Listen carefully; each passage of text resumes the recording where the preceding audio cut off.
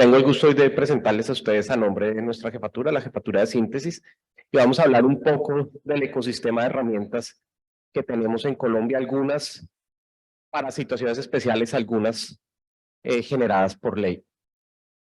Entonces, ¿cuál es el objetivo de la investigación en salud? Voy a ser muy breve. El objetivo de la investigación en salud son básicamente dos. Uno, es satisfacer la curiosidad, pero eso no es suficiente para que hagamos investigación en salud. La investigación en salud es un proceso aplicado. Y en realidad lo que tratamos de hacer todos los que trabajamos en investigación en salud es mejorar la provisión de servicios en salud.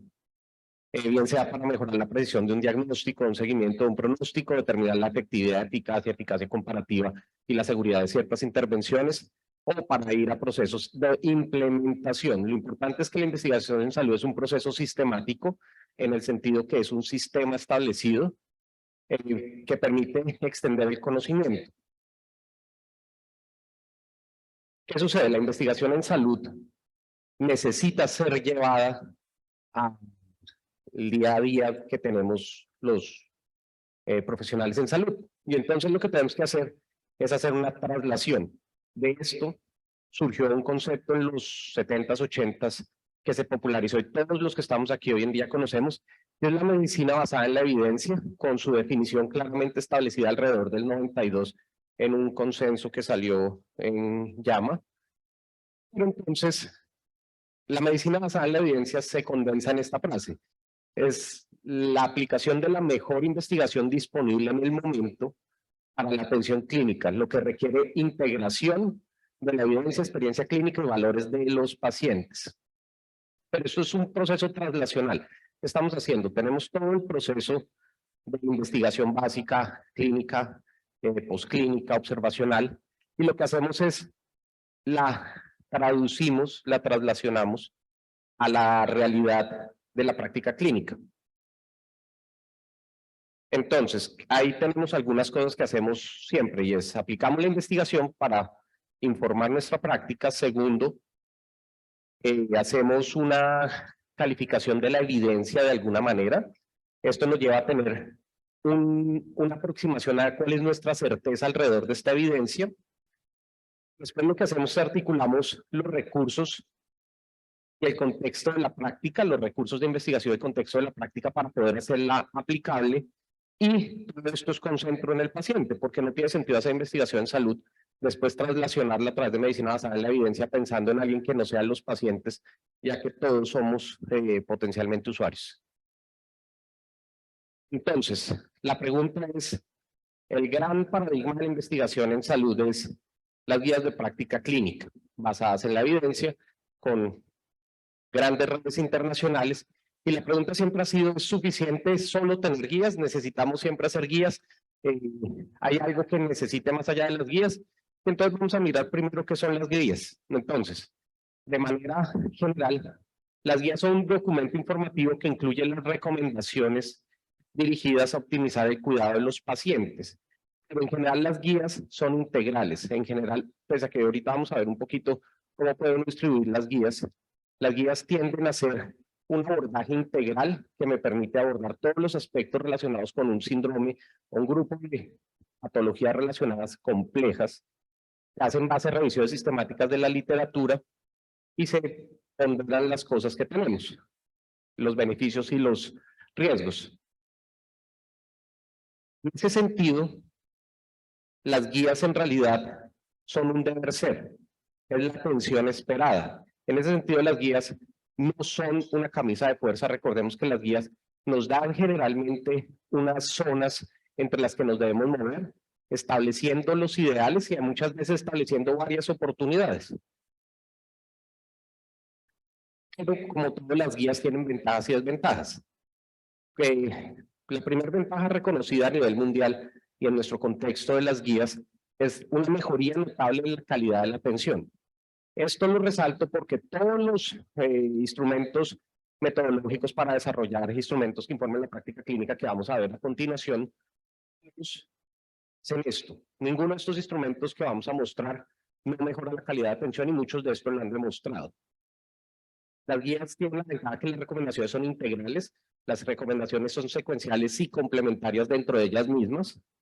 Las guías tienen la ventaja que nos proporcionan una flexibilidad, porque muchas veces nos ofrecen varias oportunidades que son aceptables para el manejo.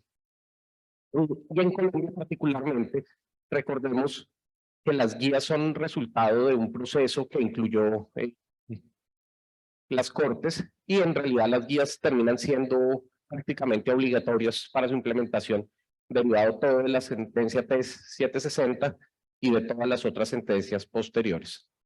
Y las guías en Colombia están altamente reguladas, ustedes conocen el manual de guías, y estas guías son un proceso altamente participativo en el cual hay múltiples puntos de control en el cual participa la comunidad, participan los médicos, participan los actores. Entonces es un proceso de una construcción muy participativa. Pero como todas las cosas, las guías tienen algunos problemas.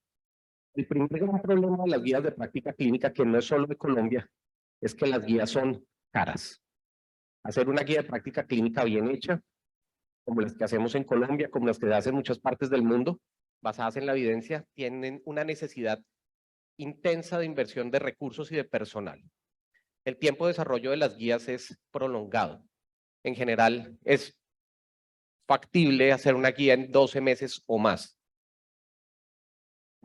Además de eso, informan la toma de decisiones, pero están basadas en práctica clínica y no todas las tomas de decisiones son en práctica clínica. Hay instrumentos diferentes que abordan esto, pero las guías no nos permiten abordar cuando no hay práctica clínica o cuando es una decisión que no viene directamente del personal de salud.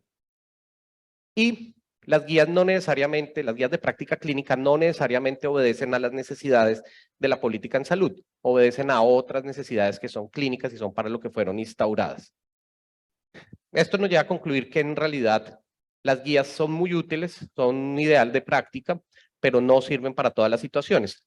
A continuación les voy a mostrar una serie de instrumentos, algunos autóctonos colombianos, algunos no autóctonos, algunos ampliamente difundidos, que nos sirven para informar situaciones diferentes y complementarias a las guías de práctica clínica.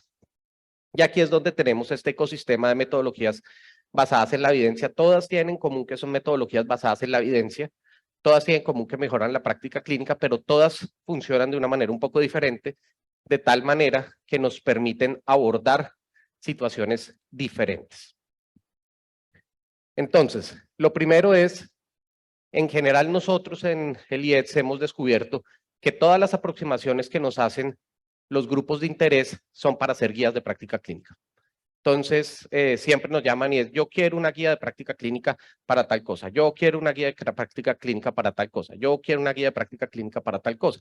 Y uno lo que les dice es, usted necesita un instrumento que le ayude a optimizar su práctica, que le ayude a informar a sus tomadores de decisiones, que le ayude a informar a sus clínicos, pero no necesariamente requiere una guía.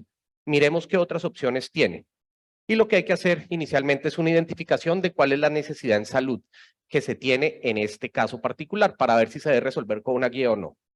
Lo segundo es hay que operativizar esta pregunta. La necesidad hay que transformarla a una pregunta que podamos contestar y que podamos abordar con alguno de los instrumentos. ¿A qué nivel se genera la necesidad? Es una de las primeras preguntas. ¿Es múltiples niveles? ¿Un solo nivel? ¿Cuál es el desenlace que usted espera obtener con este instrumento? ¿Cuál es la población objeto, tanto de pacientes como de usuarios no pacientes, como de entes de decisión? ¿Y qué actores va a necesitar involucrar del sistema? Porque si usted me dice que necesita una guía de práctica clínica en la que tiene que involucrar al Ministerio de Hacienda, yo le digo probablemente no es una guía de práctica clínica lo que necesita. Entonces, lo primero es esta pequeña cosa y es uno tiene que establecer a qué nivel lo va a establecer. Hay un nivel general que aplica para todas las situaciones. Generalmente estas vienen de los entes rectores del gobierno y este es el sitio donde habitualmente se diseñan y se contratan las guías de práctica clínica, pero también puede haber algunos sitios en los que hay unos intereses particulares no generales, en los cuales probablemente ya ni siquiera tendríamos la aplicación de las prácticas clínica, de las guías de práctica clínica, perdón, y puede ser un nivel particular que puede ser del gobierno regional, de la sociedad civil o incluso de empresas. Y ya tenemos un nivel más local, no local de un sitio específico, sino de localizado, y es cuando los gobiernos locales quieren hacer esto, pero también cuando es una sociedad científica, una sociedad de pacientes, un hospital, un asegurador o incluso la industria. Y en todos estos casos probablemente vamos a necesitar una aproximación diferente. Entonces, vamos a ver primero a nivel general qué otras aproximaciones tenemos. Están las evaluaciones de tecnología sanitaria, no voy a hablar de ellas hoy, hoy va a haber una amplia extensión alrededor de ellas. Segundo, aparte de las guías de práctica clínica, podemos hacer lineamientos. Los lineamientos en Colombia están determinados por ley. Y entonces hay una definición estándar y es una orientación de carácter general, pero que responde a una pregunta particular y que corresponde a una directriz que tiene que ser implementada por el Estado colombiano. Eso significa que los lineamientos en realidad no son potestativos, no dan mucho margen de acción. Los lineamientos generan un borde o un piso o un techo. Es de obligatorio cumplimiento por esto.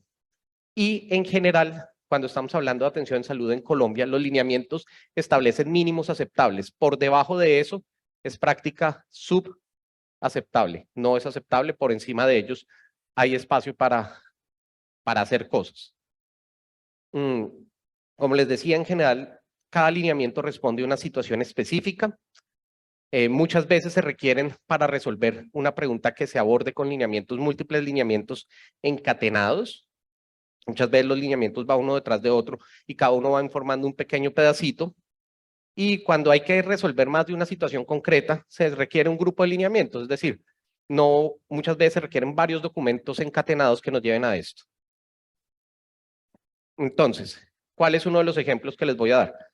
Parte de la diferencia con los lineamientos, aparte de que están regulados por ley en Colombia y son de obligatorio cumplimiento, es la forma como se escriben. Esto es una guía típica, esto viene de la guía de VIH que desarrollamos el año pasado, y es, como ustedes se dan cuenta, las guías establecen una recomendación, se recomienda el uso diario, etcétera, dan los niveles de recomendación y la fuerza de la evidencia.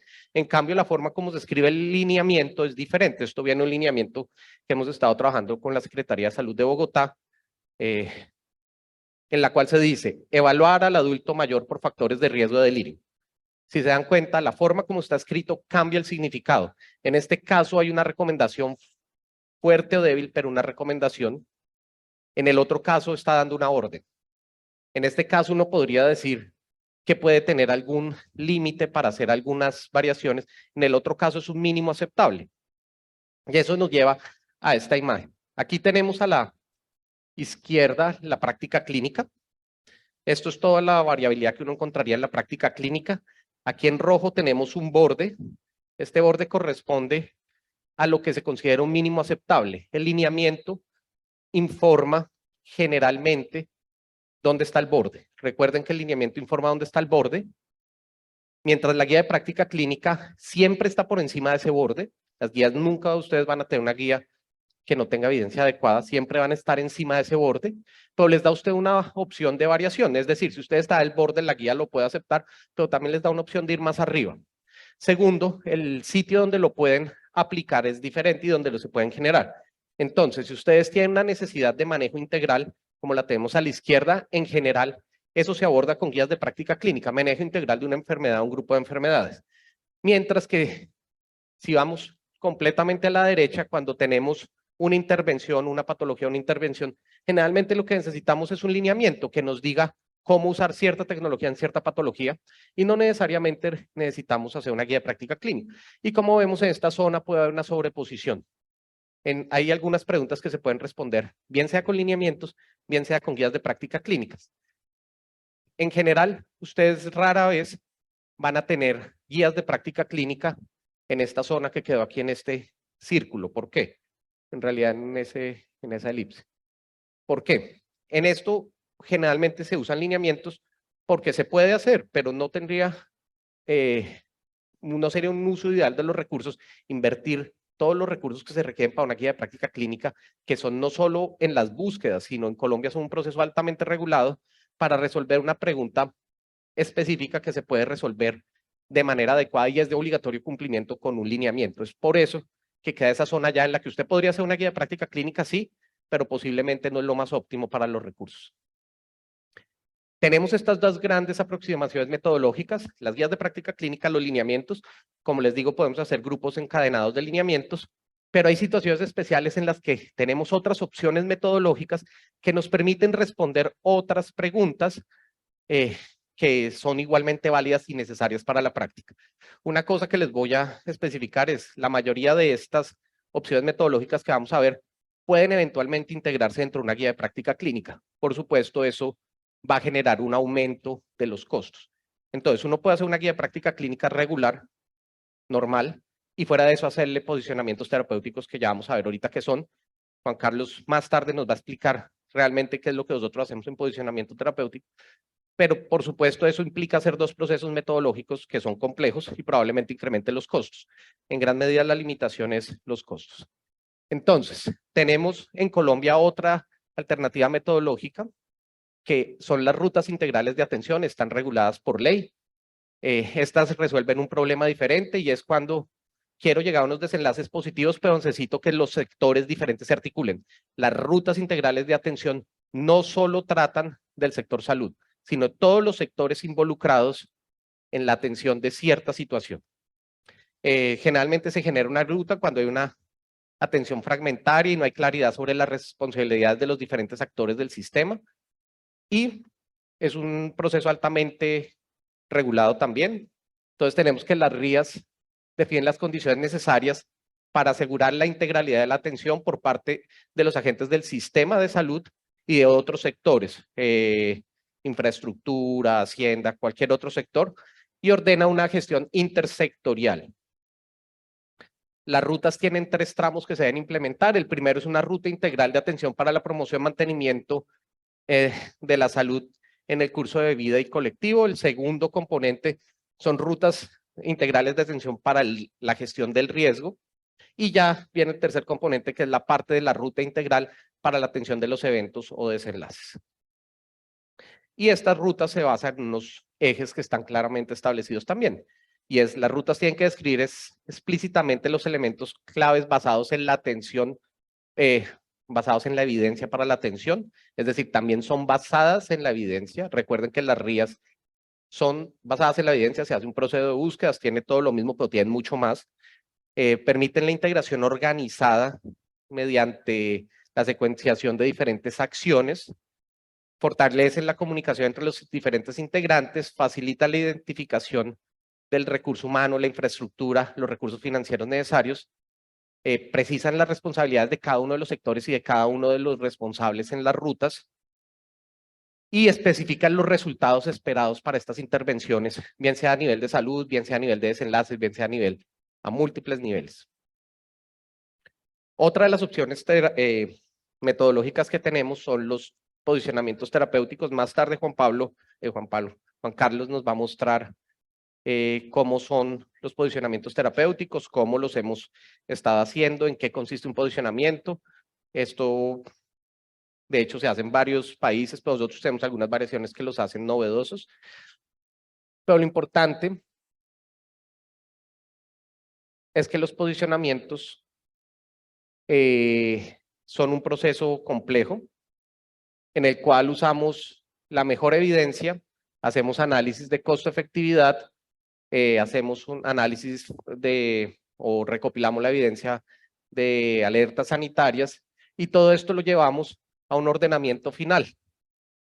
En este ordenamiento se obtiene el resultado en el que quisiéramos mostrar en qué orden se debería escoger para cierta condición específica el medicamento o la intervención de elección. Y es un proceso altamente participativo, son procesos complejos en los cuales cada vez donde ustedes ven los médicos de muñequito, son procesos en los cuales hacemos participación ciudadana, participación de los actores. No me voy a extender más para que Juan Carlos nos explique más tarde este proceso que nos parece muy bonito. Otra opción que tenemos metodológica son los protocolos. En los protocolos necesito resolver cómo voy a articular un proceso de salud que requiere varios pasos. Y entonces el protocolo estandariza y ordena la conducta que se debe seguir frente a determinado problema de salud. Y es, en esencia, el protocolo es un sistema algorítmico en el cual establezco cómo voy a registrar los datos clínicos, establezco qué algoritmo voy a seguir y generalmente debo establecer un programa de evaluación de la calidad que generalmente se realiza a través de la generación de ciertos indicadores. Esto es un ejemplo de un protocolo que hemos estado trabajando en el cual se ve eso, cómo debe ser esto de atención a consumo de sustancias psicoactivas, en el cual se ve cómo debe ser la ruta que se debe seguir. Esto es un protocolo, también son informados en la evidencia y uno eventualmente puede integrar protocolos dentro de las guías de práctica clínica, pero por supuesto es un proceso adicional. Además de eso tenemos otros instrumentos, está la estrategia. La estrategia necesita informar, es cuando tengo que articular la forma como voy a llegar a un objetivo. En general, las estrategias requieren que yo ya tenga un objetivo en salud. Puede ser una guía de práctica clínica, pueden ser lineamientos, y ahora lo que tengo que pensar es cómo voy a articular todo lo que tengo para que eso se haga realidad o mejore la posibilidad de hacerlo. Entonces, en realidad, las estrategias es un conjunto de actividades y estructuras operativas que debo poner en marcha como organización para obtener un desenlace.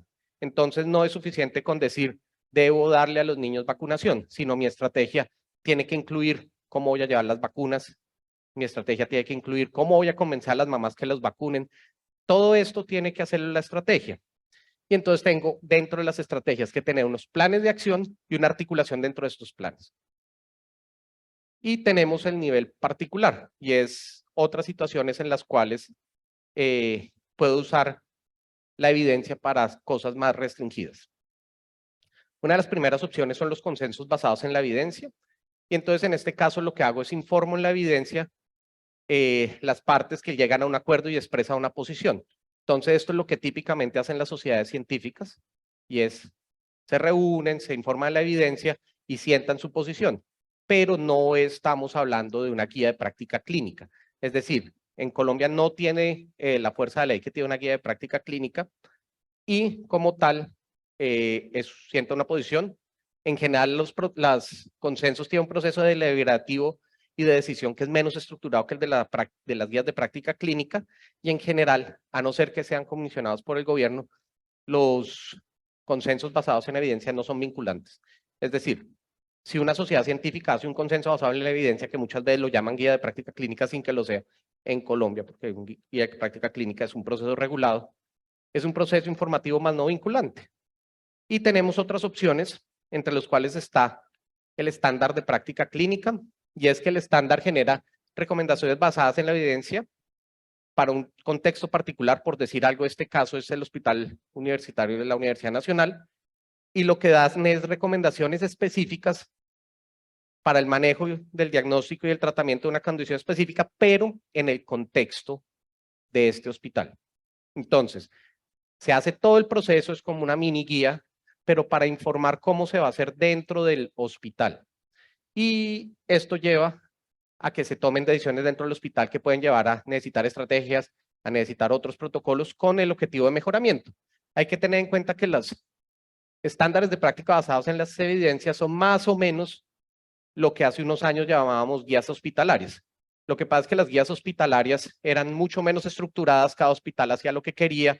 Esto no, esto tiene un proceso sistemático, ustedes lo leen, están las búsquedas, están las decisiones, pero aplica al ámbito del hospital, y el hospital con esto pone sus propios estándares de calidad. Entonces, todos estos procesos metodológicos que les he mostrado hoy informan diferentes situaciones y diferentes niveles dentro de la práctica, y todos estos procesos metodológicos se basan en la evidencia. Todos estos procesos metodológicos los hacemos nosotros y muchas otras instituciones. Pero lo importante y el mensaje que les quiero dejar es, cuando ustedes necesiten informar la práctica en evidencia, lo que tienen que pensar no es que necesita una guía de práctica clínica, sino tienen que pensar cuál es su problema, qué desafío han encontrado, y en base a este desafío lo que tienen que hacer inmediatamente es pensar cómo lo van a resolver, bien seamos nosotros, bien sea otros grupos metodológicos, y mirar cuál de estas aproximaciones y múltiples aproximaciones adicionales que hay, digamos que aquí hice las que más frecuentemente usamos, cuál les serviría para resolver su necesidad en atención en salud particular, y proceder a pensar en hacer esto. No pensar siempre en guías de práctica clínica, pensar que tenemos muchas opciones. La mayoría de estas tienen una ventaja sobre las guías. Las guías son integrales, son completas, todo eso. Pero la mayoría de estas aproximaciones siempre van a ser más económicas de hacer en recurso humano y en recurso económico. Entonces, ustedes pueden hacer una guía de práctica clínica para casi cualquier situación, sí, pero si no es necesaria y pueden resolverlo con estas situaciones, posiblemente es mejor esto para optimizar los recursos. Muchas gracias.